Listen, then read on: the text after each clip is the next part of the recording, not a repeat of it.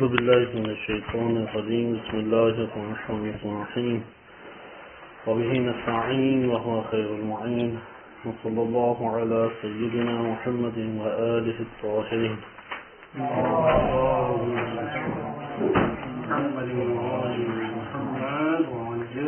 شرح علوم میں آج ہماری گفتگو جو ہے وہ اس موضوع کے اوپر ہے کہ مصنف نے شہید اول رحمۃ اللہ علیہ نے لا کا قرن کی بات کی تھی کہ پانی نجس پانی کی ملاقات کر سے کرائی جائے. اس ضمن میں انہوں نے 4-5 مسائل ذکر کیے اور آپ وہ مسائل گزشتہ درس میں دیکھ چکے ہیں. پہلا مسئلہ انہوں نے جو ڈسکس کیا تھا وہ اس اعتبار سے تھا کہ اگر کر کے ساتھ ایک پانی کی ملاقات کرائی جائے اور اس میں تغیر جو ہے وہ تبدیل کرنے کے بعد 3 صورتیں بنائی تھیں. قبل الزوال تغیر ہے، بعد الزوال تغیر ہے یا مقارن ہے. ہم نے یہ پڑھا کہ اگر بعد تغیر ملاقات نجس پانی کی کر سے کرائیں تو پانی پاک ہو جاتا ہے. مقارن ہو تغیر زوال تغیر کے بعد پانی پاک ہے. لیکن اگر تغیر سے پہلے ملاقات کرائی جائے اور اس کے بعد تغیر زوال تغیر ہو تو یہاں پہ پھر اختلاف تھا اور شہید اول کا قول اس صورت کو شامل نہیں تھا. یہ آپ نے سب سے پہلے مسئلے کو ملاحظہ کیا.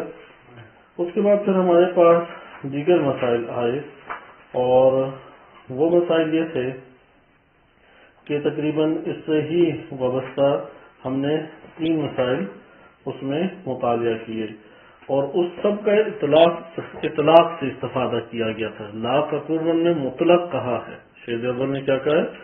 لا کا قرن میں مطلق ہے. مطلق سے کیا مراد ہے؟ مطلق مقید کے مقابلے میں ہوتا ہے. مثال کے طور پہ کیونکہ اس موضوع کو ہم آہستہ آہستہ لے کے چلیں گے، اطلاق اور تقیید کیا ہے، کیونکہ الفاظ سے جب آپ فائدہ اٹھاتے ہیں تو جملات اور الفاظ کے کچھ مباحث ہیں جس سے معنی کے اوپر بڑا گہرا اثر پڑتا ہے. مثلا اگر ایک جملے میں امر آ جائے تو امر کی دلالت کس پر ہوگی؟ اگر ایک جملے میں نہیں آ جائے، نفی اور نہیں میں فرق ہے. نہیں میں ہے کہ آرڈر ہے نہ کرنے کا، درست ہے، اس کی دلالت حرمت پہ ہے یا نہیں یا کراہت پہ ہے. وہ اگر امر ہے آیا وجود پہ دلالت کرتا ہے یا استحباب پہ دلالت کرتا ہے. انہی احکام میں سے پھر ایک یہ پڑھتے ہیں کہ اگر ایک شے کا حکم دیا جائے تو اس کے ترک سے نہیں اس کا لازمہ ہے یا نہیں، یا ایک شے سے اگر نہیں کی جائے، منع کیا جائے یہ کام نہ کرو تو اس کا یہ مطلب ہے کہ اس کا ترک کرنا لازم ہے یا نہیں. اچھا، اسی اسنا میں یہ مباحث بھی اصول فقہ میں ساری بحثیں آپ پڑھتے ہیں. آپ اسی ضمن میں یہ بحث پڑھتے ہیں کہ اگر ایک جگہ پہ عمومی حکم ہے اور عمومی حکم کے بعد اسی سے وابستہ خصوصی حکم آ گیا تو یہاں پہ مثلا پہلے کہا مولا نے، آقا نے کہا کہ ایک غلام آزاد کرو. بعد میں اس نے اب غلام کہا تو کافر ہو، مشرک ہو، منافق ہو، فاسق ہو، مومن ہو، کوئی فرق نہیں پڑتا، سب کو شامل ہے یا نہیں. لیکن بعد میں کہا کہ مومن غلام آزاد کرو. اب جب مومن غلام کا کہہ دیا تو بقیہ سارے خارج ہو جائیں گے یا نہیں عموم سے؟ اسے کہتے ہیں کہ عموم کے ساتھ تخصیص لگ جانا، مخصص کا آنا اور اسے تخصیص دے دینا. اس کے احکام بھی آپ علم اصول فقہ میں پڑھتے ہیں. انہی میں سے ایک ہے مطلق اور مقید. مطلق اور مقید حکمت قرینہ حکمت سے ہمارے سامنے سمجھا جاتا ہے. ہمارے پاس اس حوالے سے پچھلے درس میں بھی ذکر کیا کہ اگر متکلم اپنے تمام مراد کو بیان کر رہا ہے، یعنی جو اس کے نفس میں موجود ہے وہ اس کو بیان کرنے میں آزاد ہے، اور اس نے اگر کوئی قید ذکر نہیں کی تو اس کا یہ مطلب ہے کہ ہم بھی کسی قید کے تناظر میں اس کا کلام نہ لیں. واضح بات. مثلا ایک بندہ اپنی تمام مراد جو اس کی مقصود ہے کلام جو ہمارے سامنے بیان کرنا چاہتا ہے وہ تمام کا تمام کلام ہمارے سامنے کھل کے بیان کرتا ہے اور کوئی معنی اور رکاوٹ بھی نہیں ہے اس کے سامنے. بعض بار رکاوٹ ہوتی ہے، جیسے روایات میں تقیہ کا مورد ہوتا تھا. امام علیہ السلام کھل کے بیان نہیں کر سکتے تھے وإلا وہ سارے آس پاس کے افراد کو پکڑ کے لے جاتے تھے. تو یہ والے حالات چونکہ آج کل تشیع میں نہ ہونے کے برابر ہیں، قلیل جگہوں پر ہیں. جہاں قلیل جگہوں پر ہیں وہاں پہ آپ اس چیز کا احساس کر سکتے ہیں جا کے. مثال کے طور پہ آپ پاکستان میں ایک ایسی جگہ چلے جائیں جہاں پہ پتہ لگ جائے شیعہ تو مار دیتے ہیں، تو وہاں پہ آپ آپس میں انتہائی اشارے کنائے میں بات کریں گے، کھل کے ایک بات بیان نہیں کر سکتے. تو اس طرح کے موارد آتے ہیں. لہذا یہ اطلاق اور تقیید میں ہے کہ اگر جو بولنے والا متکلم ہے وہ اپنی تمام مراد کو بیان کرنا چاہتا ہے اور کوئی معنی نہیں ہے، نہ دشمن کا خوف ہے، نہ کوئی اور سبب حکمت ہے جس کی وجہ سے وہ اپنے کلام کو بیان نہ کرے، کوئی معنی نہیں ہے، تو اپنی تمام مراد بیان کرے گا یا نہیں کرے گا. اسے کہتے ہیں مقام بیان میں ہونا. صحیح ہے، اس کو نام دیا جاتا ہے مقام بیان میں ہونا. اگر متکلم مقام بیان میں ہے اور اس نے کوئی ایسا نہ قرینہ چھوڑا ہے، بعض اوقات اپنے اشارے کے نئے سے قرینہ چھوڑ دیتا ہے، ماحول میں قرینہ موجود ہوتا ہے، اس نے نہ الفاظ میں کوئی ایسا قرینہ چھوڑا ہے نہ ماحول میں ایسا کوئی قرینہ موجود ہے، تو وہاں پہ آپ اس کے معنی کو اسی طرح سے لیں گے جس طریقے سے اس نے عمومی طور پر بیان کیا ہے، کسی قید کو نہیں لگائیں گے. اسے کہتے ہیں اطلاق. اب اس کے ضمن میں بڑی بحثیں موجود ہیں. اطلاق کی قسمیں انہوں نے کی، مثلا اطلاق مقامی سے استفادہ کیا جاتا ہے، اطلاق و تقیید میں کیا نسبت ہے، اصول فقہ میں آپ پڑھیں گے. یہاں بھی شہید ثانی رحمۃ اللہ علیہ نے جو استفادہ کیا ہے اولا کا قربان کہ نجس پانی کی پر پانی سے ملاقات کرا کے مطلق بیان کیا. اب اس ضمن میں کئی احکام آ جاتے ہیں، جیسے آپ نے ایک پڑھا کہ شہید اول رحمۃ اللہ علیہ نے جو اولا کا قربان کہے جب تو اطلاق پایا جاتا ہے، کوئی قید لگائی، اگر قید لگائی ہو تو اس قید کے تناظر میں ہم کلام لیں گے. صحیح ہے. عام یہ والے قواعد عام عادی زندگی معاشرے کے اندر جو لوگ بسر کرتے ہیں اس کو مد نظر رکھتے ہوئے بنائے گئے ہیں، کیونکہ امام علیہ الصلوۃ والسلام کی جو سوال جواب سے فقہی امور میں بالخصوص فقہی امور میں وہ سطح ذہنی لوگوں کے سطح ذہنی کے مطابق تھے، عام جو سادہ لوگ زندگی بسر کرتے ہیں، نہ کہ خاص طبقے کو مد نظر رکھتے ہوئے. اسی لیے آپ نے فقہی احکام میں جو احادیث سے معنی لینے ہیں وہ معنی آپ عرف کو دیکھ کے، عوام الناس جو عمومی طور پہ معنی لیتے ہیں اس طرز کو دیکھ کے معنی لیں گے، جداگانہ طور پہ نہیں لیں گے. بس یہاں پہ مصنف نے کیا شہید اول نے لکھا تھا اولا کا قربان، درست ہے، صرف اتنی سی بات لکھی کہ اولا کا قربان. لیکن اس میں چند مسائل شہید ثانی نے ذکر کر دیے. ایک مسئلہ تو آپ دیکھ چکے کہ تغیر کا مسئلہ تھا، اور انہوں نے کہا اطلاق تو یہ کہتا ہے تینوں صورتوں کو شامل ہو، لیکن تیسری صورت کو یقیناً شامل شہید اول کا کلام نہیں ہے. اسی ضمن میں انہوں نے ایک اور مسئلہ ضمنی طور پہ ذکر کیا لاقا قرن کے ذیل میں کہ آیا پانی جو ہے وہ یکبارگی دفعتاً ملایا جائے آب پر کو نجس پانی سے، یا تدریجاً ملے تو تب بھی ہو جاتا ہے. گزشتہ درس میں آپ دوستان چونکہ نہیں تھے، ہم نے مفصل اس کے اوپر بحث کی. بس آپ نے دیکھا کہ لاقا قرن کے ضمن میں چند مسائل ہیں، ان مسائل کو آپ نے دیکھا، یعنی شہید اول کی عبادت اتنی ہے لاقا قرن، لاقا میں مائے نجس مراد ہے، نجس پانی، درست. اس ضمن میں اب یہاں پہ اطلاق پایا جاتا ہے. انہوں نے کسی ایک قید ذکر نہیں کی، شہید اول نے کوئی قید ذکر نہیں کی، درست ہے، یہ بات ہو جائے، کوئی قید ذکر نہیں کی. مثال کے طور پہ آپ کو گھر میں سے بھیجا جاتا ہے چینی لے آؤ، اب کوئی انہوں نے بتایا کون سی نوع کی چینی لاؤ، آپ لا کے کوئی بھی چینی لے آئیں گے، لیکن آپ گھر آتے ہو کہتے ہیں کہ آپ جو ہے براؤن کیوں نہیں چینی لے کے آئے جو گڑ سے بنتی ہے، وہ کیوں لے جو چقندر سے بنتی ہے چینی، وہ کیونکہ نقصان دہ ہے. آپ کہیں گے مجھے بتایا ہوتا، قید لگائی ہوتی تو میں عمل کرتا، مجھے تو نہیں آپ نے بتایا. تو ادھر آپ اپنے استدلال میں برحق ہوں گے یا نہیں. اس کو کہتے ہیں اطلاق، کہ جب کوئی قید نہیں لگے. اگر قید لگائی ہو تو پھر قید کے مطابق آپ عمل کریں گے. ادھر شہید اول نے کوئی قید نہیں لگائی کہ کر کے ساتھ نجس پانی کا جب ملاقات کرائی جائے اور زوال تغیر ہو جائے تو کیا ہو جائے گا، پانی پاک ہو جائے گا. زوال تغیر کا جو مسئلہ ہے وہ 3 صورتیں بنتی تھی. آپ کہیں گے زوال تغیر کب، اطلاق سے تو تینوں صورتیں سمجھی جاتی ہیں، لیکن شہید اول نے کہا کہ یہ صورت موجود نہیں ہے کہ قبل از زوال تغیر اگر ملاقات کرائی جائے یہ صورت شامل نہیں ہے۔ اگلا مسئلہ انہوں نے اسی سے یہ نکالا، جب آپ پانی کی ملاقات کرائیں گے تو دفعتاً ہے یا تدریجاً ہے، یعنی ہر دو صورتیں صحیح ہیں یا دفعتاً ضروری ہے؟ بعد میں دفعتاً کی قید لگائی ہے، یعنی آپ پانی کو اوپر انڈیل دیں اس کے، درست ہے؟ اگر پانی کو نہیں انڈیلیں گے تو یہ پاک نہیں ہوگا۔ شہید اول کے اطلاق سے کیا سمجھا جاتا ہے؟ ہر دو صورتیں ٹھیک ہے، کیونکہ انہوں نے قید دفعتاً کی لگائی نہیں لگائی، تو اطلاق سے دونوں صورتیں سمجھی جاتی ہے۔ اسی موقف ہم شہید اول کا اس کتاب کے ذہن میں لیں گے، اگرچہ دیگر کتابوں میں انہوں نے مخالفت کی ہے، لیکن ہم اس کتاب کے ضمن میں یہ مانا لیں گے۔ پھر یہ کہ مخلوط پانی کا ہونا شرط ہے یا نہیں، کوئی قید لگائی اس حوالے سے شہید اول نے؟ انہوں نے ذکر کیا کہ مخلوط ہونا پھر شرط نہیں ہے، یعنی پانی جو ہے وہ غالب آ جائے اجزائے نجس کے اوپر۔ اس کی پھر انہوں نے چند صورتیں کی تھیں، ایک عرفی طور پہ ہوتا ہے اختلاط، ایک حقیقی معنی میں اختلاط ہوتا ہے، اور ایک دفعہ ہوتا ہے کہ بعض اجزائے کھر بعض اجزاء کے اوپر غالب آ جائیں۔ تو شہید اول نے کہا تینوں صورتیں ہی درست نہیں ہے، بس ثابت ہو گیا کہ مخلوط ہونا شرط نہیں ہے، لیکن شہید ثانی نے بعد میں کہا کہ شہید اول نے اپنے دیگر کتابوں میں لکھا ہے مخلوط ہونا چاہیے۔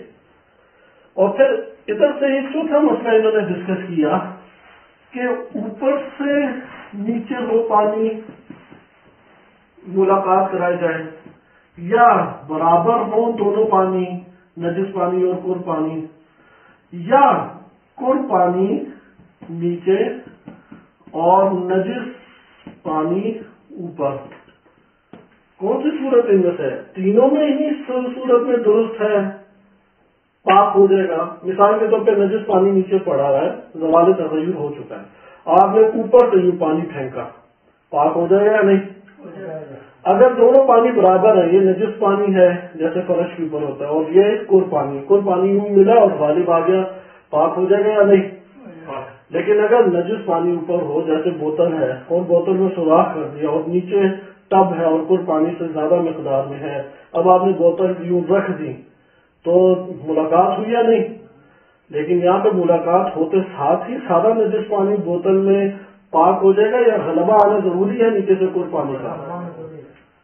یہاں پہ اس کا یہ مطلب ہوا کہ کر پانی اگر نیچے سے ہو تو اختلاف ہے، لیکن اطلاق کیا بتاتا ہے؟ تینوں صورتیں شامل ہیں یا نہیں؟ اطلاق تینوں صورتوں کا بتا رہے ہیں، آشکار ہوئی یہ بات۔ اور صحیح بھی ہے کہ شہید اول رحمۃ اللہ علیہ کی جو دیگر کتابیں انہوں نے اس صورت کو نکالا ہے، اور شہید ثانی نے لکھا ہے کہ تیسری صورت میں پاک نہیں ہوگا، یعنی اگر کر پانی نیچے ہو مگر یہ کہ وہ سارا غلبہ حاصل کر لے اور صحیح طرح مخلوط ہو جائے۔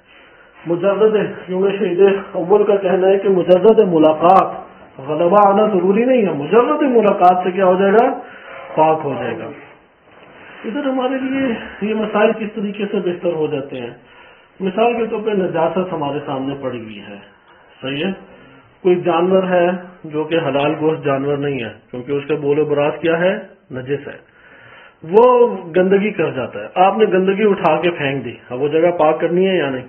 اگر آپ اس جگہ کے اوپر تھوڑا سا پانی، قلیل سا پانی ڈالیں اور وہ اسے مل دیں کسی چیز سے، یا ہلکا سا پانی ڈالیں وائپر سے تھوڑا پھیر دیا، اب یہ قلیل پانی ہے، نجس ہو جائے گا یا نہیں؟ کیونکہ قلیل پانی تو نجاست سے ملاقات کرے تو نجس ہو جاتا ہے۔ پھر آپ بالٹی لائے اور آپ کو یقین ہے وہ کر کی مقدار سے زیادہ ہے، آپ نے اوپر ڈال دیا، وہ سارا کا ساری جگہ پاک ہو جائے گی یا نہیں؟ یا جہاں جہاں پانی پہنچے گا نجس ہوگا؟ ساری جگہ پاک ہو جائے گی۔ کیوں؟ کیونکہ پانی مقدار زیادہ ہے۔ آپ یہ کہیں گے کر پانی سے اگر نجس پانی کی ملاقات ہو تو ملاقات ہونے کی وجہ سے کیا ہو جاتا ہے؟ پاک۔ غلبے کی ضرورت میں حتماً پاک ہو جائے گا، غلبہ نہیں بھی آئے تو تب بھی شہید اول کی نظر میں کیا ہے؟ پاک ہے۔ اس سے اب آپ کو اپنے گھر میں فرش وغیرہ ہیں، کپڑے وغیرہ ہیں، اس کے ابھی لباس کا آئیں گے تذکرہ آگے، لیکن فرش وغیرہ کا آپ کو پاک کرنا، دیواروں کا پاک کرنا آسانی سے سمجھ آ گیا کہ آپ نے ایک دفعہ یوں پانی پھینکنا ہے اور اس کا کر سے وابستگی ہوگی تو وہ پاک ہو جائے گا، درست ہے؟ اور اگر زیادہ احتیاط برتنی ہے تو کر پانی کو غالب ایک دفعہ کر دیں، ختم بات، پھر شک نہ کریں، جہاں جہاں بھی پانی ہے وہ سارا پاک ہوگا۔ یہ وہ مسائل تھے جو آپ نے گزشتہ درس میں ملاحظہ کیے۔ آج ہماری بحث منتقل ایک بہت اہم بحث کے اوپر ہو رہی ہے، اور وہ بحث یہ ہے کہ قر پانی کی کیا ہے تعریف، کیا معتبر ہے قر میں، قر کسے کہا جائے گا، درست ہے، قر کسے کہا جائے گا۔ قر کے حوالے سے ہمارے پاس دو طریقے موجود ہیں، اور پانی کی تحدید مقدار معین کرنے کے روایات اہل بیت علیہ السلام میں کتنے طریقے ہیں؟ دو ہمارے پاس طریقے موجود ہیں۔ جو پہلا طریقہ کار ہے وہ یہ ہے کہ وزن کے اعتبار سے بیان کیا ہے۔ احادیث اس حوالے سے متعدد ہیں، ہم ایک حدیث کو لے کے بس تبصرہ کریں گے، کیونکہ اگر ساری حدیثیں پڑھیں تو درس خارج کا موضوع بن جاتا ہے۔ درس خارج میں سب روایتیں وہ لے کے آتے ہیں، لیکن ہم اس جگہ پہ ایک رات اور بہت تیزی سے پڑھتے ہیں، ایسا نہیں ہے کہ ایک ایک بات کا بعض ایسے مجتہدین ہیں ایک ایک روایت کے اوپر تبصرہ کرتے ہیں۔ بعض یہ کہتے ہیں کہ مثال کے زرارہ کی روایت میں یہ وارد ہوا ہے، محمد بن مسلم کی روایت میں یہ وارد ہوا ہے، فلان کی روایت میں یہ وارد ہوا ہے، اس کی روایت میں یہ اعتراض ہے، اس کی روایت کو اس طرح جمع کریں گے، درس مکمل۔ تو ہم ابھی جو چلیں گے ہم تھوڑے آہستہ طریقے سے چلیں گے اور ایک ہی روایت لیں گے یا ایک دو روایتیں لے کے سندی مختصر کی بحث کریں گے، تاکہ ہمیں ایک معلوم ہو کہ علم فقہ اگر ہم پڑھتے ہیں اور لمحہ کا ہم مطالعہ کرتے ہیں اور اس میں رجالی بحث کو مد نظر نہیں رکھتے، اصولی رجالی فقہی بحث کو، تو لمحہ ہمارے لیے توضیح مسائل سے زیادہ نہیں ہے، درست ہے۔ اس لیے وہ بندہ پھر فائدے میں رہ جاتا ہے جو آیت اللہ سیستانی کی منہاج الصالحین پڑھے، آپ معنی کی تحریر الوسیلہ پڑھے، کیونکہ یہی سب احکام اسی ترتیب سے اوپر ہیں اور تفصیل سے ہیں، تو اس کو دونوں ہی مسائل حل ہو جاتے ہیں۔ تو اس لیے اس کو آپ دوستوں نے ایک علمی طور پہ اسے پڑھیں۔ قر کی مقدار، یعنی اس کو عربی میں کہتے ہیں تحدید القر، تحدید یعنی معین کرنا، کون سا پانی قر کہلائے گا، کتنی مقدار کا ہوگا۔ ایک ہے وزن اور ایک ہے مساحہ، مساحت یعنی پیمائش، پیمائش ہے۔ مثلا 3.5 بالش توضیح مسائل کے مطابق بات کریں تو توضیح مسائل آ کے ہمارے سامنے کیا بیان کرتی ہے کہ اگر 3.5 بالش 3.5 بالش لمبائی چوڑائی گہرائی، اس برتن میں جتنا پانی آتا ہے اس برتن میں آنے والا پانی وہ کیا کہلائے گا، پیمائش ہے۔ ایک پیمائش اب عربی میں اور روایات کے ضمن میں کیسے آتی ہیں ہم پڑھیں گے، درست ہے۔ وزن کی بھی اسی طریقے سے بات کی گئی ہے۔ پہلے ہم وزن کو دیکھتے ہیں، فقہاء میں وزن کے اعتبار سے بحث موجود ہے۔ یہاں پہ آج تو نہیں اس کو ہم تیار کر سکے، لیکن اگلے درس میں اگر ممکن ہوا، اس دور میں جو کرنسی چلتی تھی یا پیمائش وزن چلتے تھے وہ بیان کیا جائے۔ جیسے آج کے دور میں کلو ہے، یا آج کے دور میں ہمارے پاس ہے من ہے، نہیں بٹ کوائن تو وہ اقتصادی مسئلہ ہے، وہ وزن تو نہیں ہے، کرنسی تو کرنسی نہیں وہ کرنسی اس طور پہ نہیں ہے، جیسے روپیہ ہے تو مان ہے۔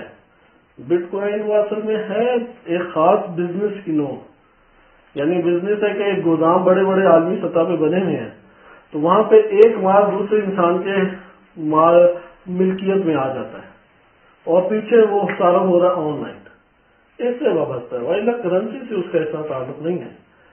کرنسی اس میں پیسے آپ کو بلاخر وہی دینے پڑیں گے جس میں کاروبار کریں، ڈالر ہے، تومان ہے، دینار ہے، درہم ہے، روپیہ جو بھی ہوگا وہ وہی چلتے۔ ادھر ہماری کیا مراد ہے، ادھر مراد یہ ہے کہ ہمارے پاس پرانے دور میں ایک کرنسی موجود تھی اور وہ کرنسی ہے درہم اور دینار۔ درہم چاندی کا ہوتا ہے اور دینار سونے کا ہوتا ہے، ایک یہ ہو گیا۔ ایک ہمارے پاس ہے اوزان، آج کے دور کے اوزان بھلا کیا ہے، کلو گرام ہے اور گرام ہے، ٹن ہے اور من ہے اور مختلف ہیں، تو یہ سونا چاندی کے اعتبار سے مختلف ہو جاتے ہیں، درست۔ اس دور میں کیا تھے، کلو گرام، اس میں کلو بھی چلتا تھا بعد کے ادوار میں، لیکن ایک ہے رتن، بالٹی، رتن نہیں، بالٹی نہیں ہے، یہ اوزان ہے، صحیح ہے، یہ اوزان ہے ہمارے پاس، اتنے اوزان ہو یا اتنی بس کرنسی ہے، اور ایک کیا ہے اوزان۔ یہاں پہ یہ کہتے ہیں کہ ہمارے پاس چند وزن آ جاتے ہیں۔ ایک ہے کہ اگر 1200 رطل عراقی ہو، اس کی مقدار جو ہوگی وہ پانی کیا کہلائے گا، کر کہلائے گا، 1200 رطل عراقی۔ ایک ہمارے پاس رطل چند قسموں کا ہے، 3 قسمیں پڑھی جائیں گی، عراقی ہے ایک رطل، ایک ہے مدنی اور ایک ہے مکی۔ سوال یہ پیدا ہوتا ہے جب روایات رطل کہتے ہیں کہ عراقی مراد ہے، مدنی مراد ہے یا مکی مراد ہے، کون سا ہم لیں گے؟ اس جگہ بھی علماء نے ذکر کیا ہے، میں اب آپ کے سامنے، چونکہ صرف بحث کو تھوڑا بہت کھولنا مراد تھا، میں آپ کی خدمت میں اب کتاب سے تھوڑا سا پڑھوں گا، اور وہ یہ ہے کہ ایک دفعہ وزن ہے، وزن میں ہمارے پاس متعدد ہیں، 1200 کا عدد ہے۔ دوسرا یہ ہے کہ رطل کون سا ہے، کیونکہ رطل کے پھر ہم آج کے دور میں درہم میں جب لے کے آئیں گے نا فرق پڑ جائے گا، درہم میں جب اسے تبدیل کریں گے تو اس میں فرق پڑ جائے گا۔ لہذا ایک دلیل یہ قائم کی ہے کہ آپ یہ دیکھیں اس وقت جب آپ رطل کہتے تھے تو اس معاشرے میں رطل کیا رائج تھا۔ مثلا جب پاکستان میں روپیہ کہا جاتا ہے، ہندی روپیہ مراد ہوتا ہے یا پاکستانی روپیہ؟ لیکن ہندی کے اوپر بھی اطلاق ہوتا ہے روپیے کا، لیکن آپ اس طرح انڈیا میں جب روپیہ کہا جاتا ہے پاکستانی مراد ہوتا ہے یا ہندی؟ ہندی مراد ہوتا اس معاشرے میں چونکہ رائج ہے۔ اسی طریقے سے جب رطل کہا جاتا تھا، بعض نے کہا کہ اس دور میں عراقی رطل مراد لیا جاتا تھا عموماً، اگرچہ مدنی بھی تھا، اگرچہ مکی بھی تھا۔ اس وجہ سے بعض نے کیا کیا ہے، اس کو رطل عراقی یعنی 1200 1200 عراقی رطل کے اوپر ہے، لیکن یہ رطل عراقی مدنی ہے یا عراقی ہے، رطل عراقی ہے یا رطل مدنی؟ مشہور فقہا کیا کہتے ہیں؟ ہاں عراقی ہے۔ دلیل کیا ہے ان کی؟ اس معاشرے میں جو رائج تھا رطل بولا جاتا تھا وہ کیا تھا؟ عراقی تھا۔ اچھا، اس کے بعد انہوں نے پھر اس کے اوپر اختلاف کیا ہے کہ رطل عراقی کتنے درہم مساوی بنتا ہے، صحیح ہے، اور پھر اس کو آج کے کلو گرام سے ہم ناپیں تو وہ کلو گرام کتنا بنتا ہے، اس کو ہم بعد میں پڑھتے ہیں۔ ہم یہاں پہ ایک اور تحقیقی طور پہ تھوڑا بہت نکات پڑھتے ہیں، نکات کو صرف آپ لکھتے جائیں، صحیح ہے، کیونکہ یہ علمی اور تحقیقی نکات ہیں جو ہمارے فقہاء کرام نے بیان کیے ہیں، انہوں نے منظم طور پہ روایات سے استدلال کرتے ہوئے۔ پھر ہم انشاءاللہ تعالیٰ اگلے درس میں دوبارہ لمحہ میں آئیں گے، کیونکہ شرح لمحہ میں اس کو بہت مختصر طور پہ انہوں نے ذکر کر دیا، جبکہ یہ والا مسئلہ کیونکہ کل پانی ہی آج کے دور میں زیادہ ہمارے معاشرے میں پایا جاتا ہے، تو انہوں نے 4 لائنیں بس لکھی ہیں۔ وہ 4 لائنیں در حقیقت پیچھے سے 60-70 صفحے ہیں، اگر آج کے دور کے ہم تحقیقات کو مد نظر رکھیں، یقیناً 60-70 صفحے بھی نہیں پڑھ سکتے ہم، لیکن ہم اتنی مقدار پڑھیں کہ ایک تو وہ جو ہمارا انداز ہے، علمی انداز جو شرح لمحہ میں طالب علم کو سکھانا مقصود ہے اس کتاب کے ذریعے سے، وہ حل ہو جائے، یعنی روایت کے ذریعے سے استدلال۔ نمبر 2، اتنا علمی ہمارے لیے مسئلہ حل ہو جائے کہ اپنے علاقوں میں مشکل پیش نہ آئے اور سوال پوچھنے والوں کے لیے مشکل پیش نہ آئے، کیونکہ اس کے بعد اب قلیل پانی اور دیگر پانیوں کے احکام شروع ہو جائیں گے، آب جاری اور آب کور کے یکساں ہمارے پاس احکام ہے۔ درست سے بات واضح ہوئی؟ آئیں اب اس بات کو نوٹ کریں، اگر کور کو ہم وزن کے ذریعے سے کریں تو ہمارے پاس علماء میں ایک نوع اجماع پایا جاتا ہے، اور وہ بھی روایت صحیح سنت کی وجہ سے اسے اجماع مدرکی کہیں گے۔ اگر مدرک پہلے ہی موجود ہو نا، اور اس کے بعد تمام فقہا متفق ہیں، یا فقہا جس امر کے اوپر متفق ہیں وہ امر پر متفق ہونے کا سبب حدیث مبارک ہے اور وہ ہمیں معلوم ہو گئی، تو اس اجماع کو کیا کہیں گے؟ اجماع مدرکی۔ اجماع مدرکی کی کوئی حیثیت نہیں ہے، کیونکہ ہمیں پتا ہے کہ وہ روایت کی وجہ سے سارے قبول کیے ہیں، تو اس اجماع کی کوئی قیمت ہمارے لیے نہیں ہے۔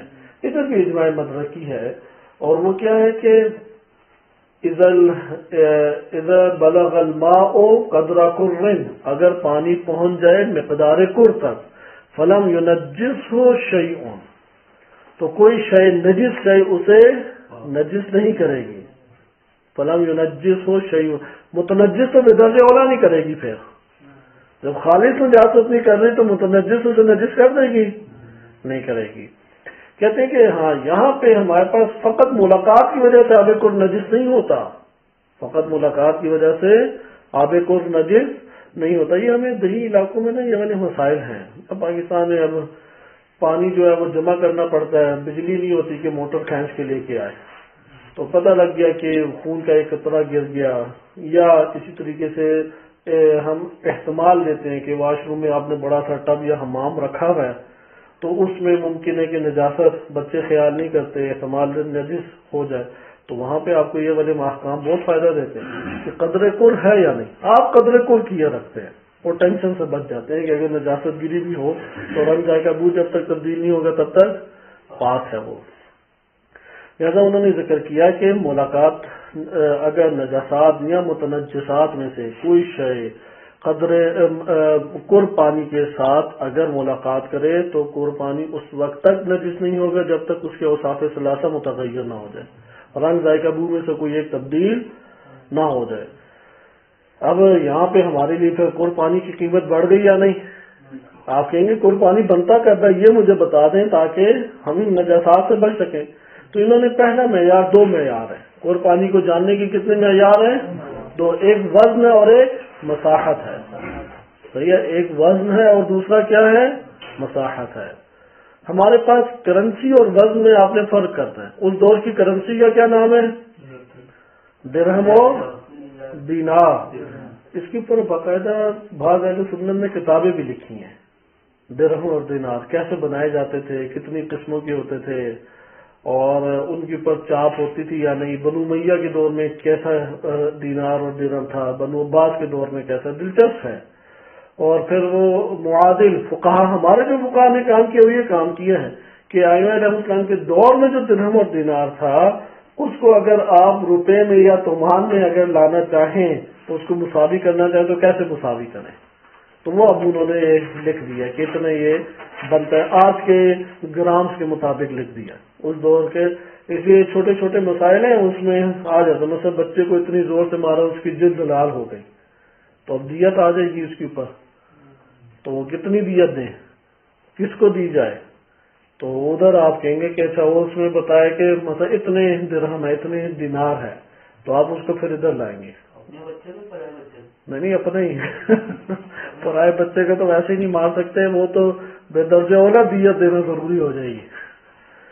تو ہاں ہڈی وغیرہ ٹوٹ جائے اس کے احکام ہیں، یا اسی طریقے سے اور بھی کئی احکام اس سے متاثر ہوتے ہیں، حتیٰ کہ اس کی اتنی زیادہ تاکید ہے انشاءاللہ لمحہ میں، شرح لمحہ میں یہ مسائل آئیں گے بھی، کہ اگر زوج اور زوجات کمرے میں آپس میں مقاربت کر رہے ہیں اور باعث آ کے کوئی زور سے دروازہ کھٹکھٹاتا ہے اور جو مادہ منوی ہے وہ باہر گر جاتا ہے، اس کے اوپر احکام ہیں باقاعدہ، اتنی وہ دیت دے گا یا نہیں دے گا، یا اگر بچہ جو ہے وہ پیدا ہونے کے چانسز تھے یا کوئی اور مسائل پیش آ گئے، یا آپ نے کسی کو ڈرایا، ڈرانے کی وجہ سے ہم سخت کر گیا، جنین جو پیٹ میں ہے آ جائے گی اس کے اوپر دیا۔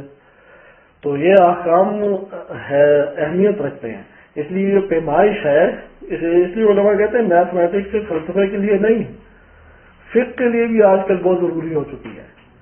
یہ سارے کے سارے حساب کتاب آج کے گراموں میں کرنے تھے، اس لیے اس مقدمے کو پیش نظر رکھیں کہ آپ نے اوزان میں اور کرنسی میں فرق کرنا ہے، ہم وزن پڑھ رہے ہیں کرنسی نہیں، اس کو ضرور مباحثہ کریں، وإلا یقین جانے کے ذہن میں نہیں رہے گا۔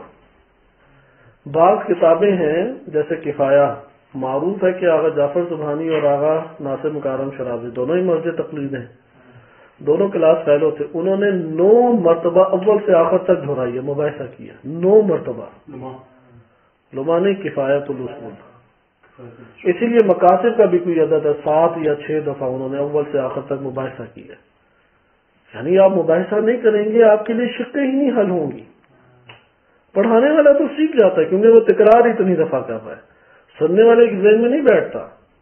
وہ اشتباہ میں خصوصاً ان مسائل میں حتماً اشتباہ میں رہ جاتا ہے. جیسے میں خود یہ احساس بعض اوقات کر رہا ہوں آپ دوستوں میں کہ آپ نہیں اسے جان پا رہے. اس کی وجہ کیا ہے؟ وہ اس کا مباحثہ آ کے نہیں کرتے. لہذا جیسے ہی درس کا ہمارا وقت ہو پہنچے 10-15 منٹ بھی مباحثہ کرتے ہیں اور اس سے تازہ کر لیتے ہیں. وہ آپ کو توضیح مسائل سمجھنے میں اور علماء عوام الناس کے جوابات دینے میں فائدہ دے گا. اس لیے اس کو مد نظر رکھیں. لکھیں اب بحسب وزن. ہمارے پاس ابن ابی عمیر کی ایک روایت صحیح سند ہے. آپ لوگوں نے وسائل الشیعہ ڈاؤن لوڈ کی یا نہیں؟ موبائل میں ہوگی آپ دوستوں سے وسائل الشیعہ. قرب کے حوالے سے آپ حدیث پڑھتے ہیں. صحیح ہے. اگر کوئی برادر اس کو گروپ میں بھیج دے تو بہت ہی اچھی چیز ہے. اس کا یہ جو زحمت کرنا ہے اسے بہت کچھ سکھا دے گا. ممکن ہے 1 گھنٹہ تک نکلا ہی نہیں، عیب نہیں. فہرست نکالے، کتاب و طہارت نکالے، جہاں قرب لکھا ہوا ہے اس چیپٹر کو کھولے، روایت ڈھونڈنے کی کوشش کریں. ابھی ہمارے پاس ہے نہیں، انشاءاللہ ہم روایت اپنی جگہ پڑھیں گے. آج ٹائم تھوڑا کم ہے. کہتے ہیں بحسب وزن. روایات صحیح سند ہیں. ایک ہماری ابن ابی عمیر کی روایت صحیح سند ہے اور ایک مرسلہ روایت ہے. دونوں روایتیں کیا کہتی ہیں کہ وزن ہے 1200 1200 رطل. ادھر صرف رط لکھا ہے. وہ عراقی ہے، وہ مدنی ہے، نہیں معلوم. بس آپ لکھ لیں. پہلی روایت 1200 رطل عراقی بیان کرتی ہے. دوسری روایت اور لکھ لیں بریکٹ میں صحیح محمد ابن ابی عمیر. یہ روایت کیا ہے؟ صحیح محمد ابن ابی عمیر. کیونکہ آج وقت ہمارے پاس کم ہے وَإِلَّا میں آپ کی خدمت میں یہ محمد ابن ابی عمیر والی روایت پڑھتا. صحیح سند بھی پڑھتا ہے تاکہ آپ کے لیے مسئلہ آہستہ آہستہ حل ہو. محمد ابن ابی عمیر کی صحیح سند روایت کیا کہتی ہے اور ایک مرسلہ روایت بھی ہے. ہر دو روایتیں کیا کہہ رہی ہیں؟ وزن کتنا ہے؟ 1200 رطل. عراقی نہیں اس میں آیا. عراقی آیا نہیں. آپ بے شک بریکٹ ڈال لیں اس کے گرد. عراقی کے گرد بریکٹ ڈال لیں. وہ میں نے آپ کو بتا دیا علماء نے کس دلیل کی وجہ سے اس کو وہ کیا ہے، معین کیا ہے. شہید اول نے، شہید ثانی نے بھی اسی طرح سے کیا. اسی لیے آپ دیکھیں نا کہ شہید اول رحمۃ اللہ علیہ نے بالعراقی لکھا تاکہ اشتباہ کو دور کرے. ان کے سامنے یہ ساری روایتیں تھیں شہید اول کی نظر میں. تو پھر دلیل آ رہی آگے کیا ہے. دوسری روایت نمبر 2، پوائنٹ نمبر 2، صحیح محمد بن مسلم الثقفی. محمد بن مسلم کی صحیح سند روایت ہے. اس کے مطابق قر کا وزن ہے 600 رطل. کتنا؟ 600 رطل. مشہور کا نظریہ یہ ہے، بس آپ کے پاس 2 قول ہو گئے یا نہیں؟ یہ آپ کے پاس ہو گیا. دوسرا قول کیا ہے؟ 600 رطل. 600 رطل درست ہے. یہاں بھی یہ ذکر کرتے ہیں. اب آپ ان 2 پوائنٹ کو لکھنے کے بعد نیچے لکھیں مشہور کا نظریہ یہ ہے کہ قر کی مقدار جو ہے وہ 1200 رطل عراقی ہے. لیکن سید مرتضی علم الہدا اور شیخ صدوق رحمۃ اللہ علیہ نے من لا یعذر الفقی میں، لیکن سید مرتضی علم الہدا نے اپنے رسائل میں اور شیخ صدوق نے من لا یعذر الفقی میں قر کا وزن علم الہدا نے رسائل میں اور شیخ صدوق نے من لا یعذر الفقی میں قر کی مقدار 1800 رطل عراقی نقل کی ہے. صحیح ہے. 1800 رطل عراقی نقل کی ہے.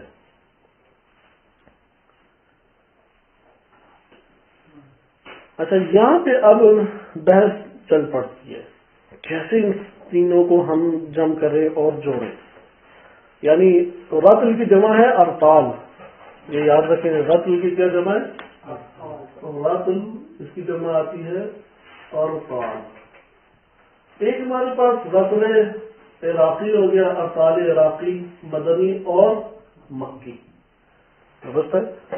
یہاں پہ بعض نے اس طرح سے یہ بھی لکھا ہے کہ 1800 رطل مدنی جو ہے نا وہ 1200 رطل عراقی بن جاتا ہے. درست ہے. یا اس کے برعکس، ہاں اس کے برعکس ہے کہ 1200 رطل مدنی جو ہے وہ 1800 رطل عراقی بنتا ہے. اس کی وجہ یہ تھی انہوں نے اس سے کیا مراد لیا 1200، یعنی شیخ صدوق رحمۃ اللہ علیہ نے 1200 رطل مدنی لیا ہے. 12 ہاں پہلی روایت کے اسی میں انہوں نے ابھی بحث مانی اسی میں پہلی روایت میں شیخ صدوق رحمۃ اللہ علیہ نے کیا نظریہ لیا کہ یہاں پہ رطل مدنی مراد ہے، اور رطل مدنی جو ہے اس کو اگر آپ لیں تو یہ ہمارے پاس 1200 رطل مدنی کتنے عراقی بنتے ہیں 1800، اس لیے انہوں نے 1800 لکھا ہے. تو یہ بقیہ علماء نے آگے کیا جواب دیا، آپ نے وہ مدنی جو لیا یہ درست نہیں ہے، کیونکہ اس ماحول میں رطل جب کہتے تھے تو کیا عموماً مراد لی جاتی تھی عراقی، تو آپ نے کیوں مدنی مراد لے لیا؟ تو اس لیے انہوں نے مدنی مراد لے کے جب عراقی میں ڈھالا تو وہ 1800 بن گیا. یہ مسئلہ ادھر تک حل ہو گیا ہمارے لیے. ہاں اب آپ آئیں اور آگے انشاءاللہ چلتے ہیں. اس میں یہ نظریہ مشہور کیا ہے 1200 رطل عراقی، یہی شہید ثانی رحمۃ اللہ علیہ نے شرح کی ہے. اس کے بعد انہوں نے درہموں میں اس کو ذکر کیا. رطل کا مطلب کیا ہوتا ہے یہ لکھو، رطل کا کیا مطلب ہے، کیونکہ رطل عراقی بھی ہمارے پاس چلتا ہے اور روایات میں ارطال مدنی بھی آیا ہے. رطل رے کے اوپر جو ہے نا کسرے سے بھی پڑھا گیا، رتل بھی پڑھا گیا اور رتل بھی پڑھا گیا، فتح دونوں طرح سے پڑھا جاتا ہے رتل اور رتل. یہ وزن ہے ایک، صحیح ہے، اور یہ ایک معین مکیال کہتے ہیں کہ خاص طریقے سے ایک شے کو ناپنے کا ایک یہ پیمانہ ہے. ہمارے زمانے میں جس طریقے سے اس کو کلو میں ناپا جاتا ہے اس طریقے سے یہاں اس کو ناپا جائے. جیسے دودھ ہے وہ تول کے لیا جاتا ہے نا 1 کلو فلاں، اس طرح پانی کو بھی تولا جاتا ہے. آج کل لیٹر میں ملتا ہے. اس دور میں لیٹر کا کیا ہے، آپ یہ کہہ رہے کہ رطل مساوی جو ہوگا وہ لیٹر ہے، صحیح لیٹر. اچھا یہ ہمارے پاس ایک بات ہوگی. پھر یہ ذکر آگے کرتے ہیں کہ ائمہ علیہ السلام کے زمانے میں رطل کا اطلاق عراقی پہ ہوتا تھا. یہ نقطہ لکھیں، ائمہ علیہ السلام کے زمانے میں رطل کا اطلاق عراقی پہ ہوتا تھا ایک مرتبہ، اور وہ ہے ہمارے پاس 1300 درہم. صحیح ہے، 1000 رطل کا عراق جو ہے، رطل کا جو اطلاق ہے وہ ہمارے پاس کس کے اوپر ہوتا تھا، عراقی کے اوپر ہوا کرتا تھا. اب اس کی جو ہے نا یہاں پہ انشاءاللہ ہم اس اختلاف کو پڑھیں گے. ابھی صرف آپ اس کو اگر لکھتے جائیں تو یہ کافی ہے کہ بعد میں ادھر انہوں نے جو ہے نا 1300 درہم لکھا ہے، اور دوسرا مدنی کے اوپر اطلاق ہوتا تھا اور وہ ہے 1950 درہم، 1950 درہم. اور تیسرا اس کا اطلاق ہوتا تھا مکی کے اوپر اور وہ عراقی کا ڈبل ہے. اور تیسرا اطلاق کس پر ہے، یہ دیکھیں نا عراقی ہو گیا ہمارے پاس. یہ درہم میں ہمارے پاس جو کتاب پڑھ رہا ہوں یہ آیت اللہ خوئی کی کتاب ہے جہاں سے میں آپ کی خدمت میں بیان کر رہا ہوں، لیکن شہید ثانی رحمۃ اللہ علیہ نے جو ذکر کیا ہے وہ کر کی مقدار ذکر کی ہے. کر کی مقدار میں انشاءاللہ ابھی ہم آئیں گے. ادھر انہوں نے جو صرف ذکر کیا کان یطلق علی العراق مرۃ وهو 1300 درہم، یعنی درہم میں ہم اسے کریں تو یہ کتنے بنتا تھا 1300. صحیح ہے، 1300 درہم. اچھا مدنی میں اگر آپ آ جائیں تو مدنی کا اطلاق ہوتا تھا 1950. مکی آ رہے ہیں تو یہ عراقی کا ڈبل ہے، یعنی 2300 درہم، 2600 درہم، 2600 درہم. ٹھیک ہے، یہ درہم میں یہ ہمارے پاس کیا آ گئے؟ پیمائش درہم میں آ گئی. اور ان میں سے روایات میں ہمارے پاس ممکن ہے کہ متعدد استعمال، کبھی مدنی استعمال ہو، کبھی مکی استعمال ہو، کبھی عراقی استعمال ہوا ہے. جیسے آپ نے محمد بن مسلم کا دیکھا نا، انہوں نے کیا کہا؟ محمد بن مسلم نے کہ کل ہے 600 رطل یا رطل، 600 رطل عراقی. جیسا کہ اب چونکہ محمد بن مسلم اہل طائف میں سے تھے، طائف مدینہ کے قریب ہے، تو انہوں نے مدنی مراد لیا. اور مدنی ہم پڑھ چکے ہیں کہ وہ مکے سے قریب ہے، معذرت مکے سے قریب ہے، اور وہ وہاں مکی، اور مکی جو ہے وہ کس کے برابر ہے؟ دیکھیں توجہ کے آ رہا نہیں درہم کہیں ابھی بات کر رہا ہوں. ادھر دیکھیے نا، اس کے بارے میں روایت میں آیا 1200 اور مکی کے بارے میں کیا آیا ہے 600. نہیں رتل عراقی رتل روایت میں کتنا ہے 1200. اور محمد بن مسلم کی صحیح سند روایت میں کتنا آیا 600. طائف کس کے قریب ہے؟ مکہ کے. درست ہے. اب مکہ کے بارے میں ہم نے مکی کے بارے میں کیا پڑھا ہے؟ یہ عراقی کے اعتبار سے کیا ہے؟ نہیں ویسے ہی درہم کے بغیر ہی ڈبل ہے، عراقی کا ڈبل ہے. تو اگر عراقی میں 600 رطل کو یا رطل کو 600 رطل کو اگر 600 رطل مکی کو عراقی میں ڈالیں کتنے بن جائیں گے؟ 1800. ایک سیکنڈ آپ حوصلے سے تھوڑا 600 کتنا ہے؟ آپ ضرب نہ دینا، پلس کریں. زید سے مراد ہے دوگنا کرنا، ڈبل کر دیں اسے. 600 میں ڈبل کریں تو کتنا بن جاتا ہے 1200. اس کا مطلب ہے ان دونوں میں پھر اختلاف نہ ہوگا نا. اب دونوں آیتیں جمع ہوگی یا نہیں؟ اس طریقے سے اس کو جمع کریں گے محمد بن مسلم کی روایت کو. اچھا، یہاں پہ پھر بقیہ چند چیزیں ہیں کہ انشاءاللہ تعالی وزن کی بات ہم اتنی پڑھیں گے، پھر مساحت کے اوپر آ جائیں گے. مساحت کے اوپر آپ چند اقوال لکھ لیں. پہلا قول یہ ہے کہ 100 شبر ہے، اور دوسرا قول یہ ہے کہ 43.8 شبر ہے، 100 شبر ہے. ہاں ابھی انشاءاللہ کھولیں گے. دوسرا قول ہمارے پاس ہے 44.8 شبر، مشہور ہے یہ 43.8 غالباً. اور تیسرا ہمارے پاس ہے 36 شبر، 36 شبر. اور انہی میں سے ایک قول ہے 27 شبر. اور یہ جو 27 ہمارے پاس انہوں نے 42 کچھ ذکر کیا ہے. جو لمحہ میں ذکر کیا ہے وہ تھوڑا سا پیچیدہ ہے، لیکن لمحہ میں آخری قول تو ذکر ضرور کیا گیا ہے. بقیہ قول بھی ذکر ہیں، کس طرح سے وہ انشاءاللہ اگلی دفعہ ہم پڑھیں گے. بس 4 قول آ گیا آپ کے پاس.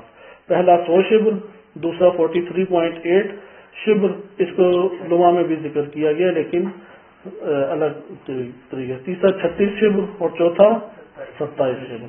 صلی اللہ علیہ سیدنا محمد وآلہ الطاہرین.